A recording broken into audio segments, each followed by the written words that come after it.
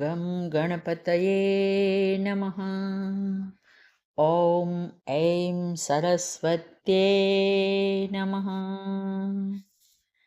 આગળ આપણે જોયું કે જ્યારે ક્ષેત્ર એટલે કે શરીર સાથે જીવાત્માનું તાદાત્મ્ય થાય છે ત્યારે જન્મ મૃત્યુરૂપી બંધન ઉત્પન્ન થાય છે.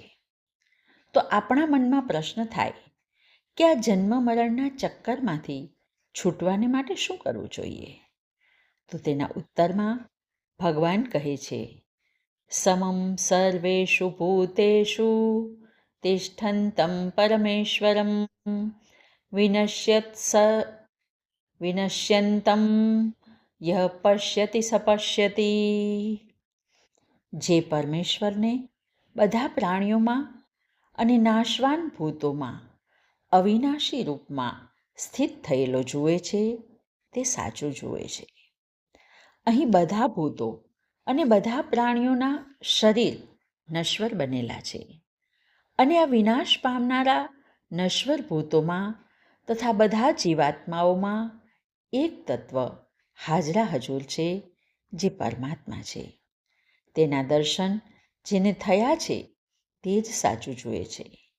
વળી આગળ કહે છે, સમમ પશ્યન હિ સર્વત્ર સમવસ્થિતમીશ્વરમ નહિનસ્ત્યાત્મનાત્માનમ તતો યાતિ પરામ ગતિમ. જે ભક્ત સર્વત્ર સૌમાં પરમેશ્વરના દર્શન કરે છે તે પોતે પોતાના આત્માની હિંસા કરતો નથી. તેથી તે પરાગતિને પ્રાપ્ત કરે છે. સામાન્ય રીતે દર્શન 3 પ્રકારના હોય છે: પદાર્થાત્મક, ભાવનાત્મક અને સૂક્ષ્માત્મક. જે દ્રશ્ય જેવું છે તેવું જ જોવું એ પદાર્થાત્મક દર્શન છે. પરંતુ જ્યારે એમાં વ્યક્તિની ભાવના ભળે છે ત્યારે તે દર્શન ભાવનાત્મક બને છે. પરંતુ જ્યારે માત્ર તત્વ અને ભાવના જ નહીં, તેના નિયંતા ઈશ્વરના દર્શન થાય ત્યારે તે સૂક્ષ્માત્મક દર્શન છે. આને આપણે ઉદાહરણ દ્વારા સમજીએ. લોહીની લેબોરેટરીમાં તપાસ થાય તે પદાર્થાત્મક દર્શન છે. પરંતુ કોઈ વીર શહીદનું લોહી જોઈએ તો એ ભાવનાત્મક દર્શન છે. જ્યારે એ લોહી બનાવનાર પરમાત્માનું દર્શન થાય ત્યારે તે સૂક્ષ્માતિ સૂક્ષ્મ દર્શન છે. અહીં ગીતા કહે છે કે જે ભક્ત સર્વત્ર અવસ્થિત થયેલા ઈશ્વરના દર્શન કરે છે તે કદી કોઈની હિંસા કરતો નથી. તેથી તે પરાગતિને પ્રાપ્ત થાય છે. વળી આગળ કહે છે, પ્રકૃત્યેવ ચ કર્માણિ ક્રિયામાણાની સર્વશ ય પશ્યતિ તથાત્માનં અકર્તારં સપશ્યતિ.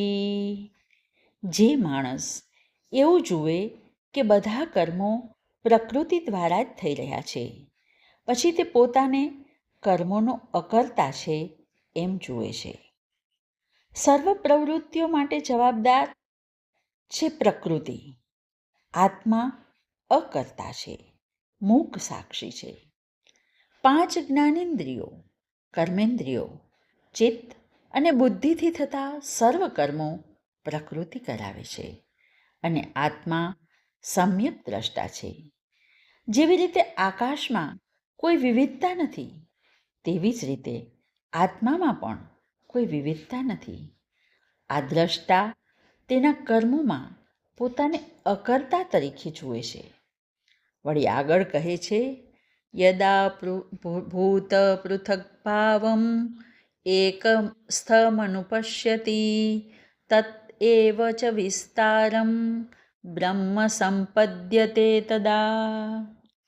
જ્યારે ભિન્ન ભિન્ન પ્રકારના અસંખ્ય શરીરોને એક જ ચૈતન્યના આધારે સ્થિર થયેલા જ્ઞાની પુરુષ જુએ છે ત્યારે તે પછી તે બ્રહ્મ પ્રાપ્તિનો અધિકારી થાય છે. જ્યારે મનુષ્ય અંતઃસ્ફુરણા દ્વારા પાણી અને માટી, સૂર્ય અને શરીર, મનની લાગણી કે અગ્નિના તણખા, દરેકના મૂળમાં માત્ર આત્માને જ જુએ છે, ત્યારે તે આત્માનો આનંદ પામી બ્રહ્મને પ્રાપ્ત કરી લે છે.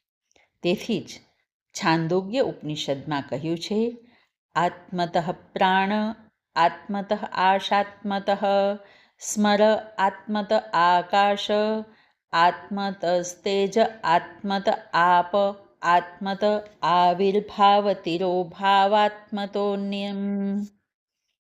જેનો અર્થ છે, આત્મામાં જીવન છે, આત્મામાંથી કામના છે, આત્મામાં પ્રેમ છે, આત્મામાંથી આકાશ છે, આત્મામાંથી પ્રકાશ છે, આત્મામાંથી પાણી છે, આત્મામાંથી આવિર્ભાવ છે અને તિરોભાવ છે, આત્મામાંથી અન્ન છે.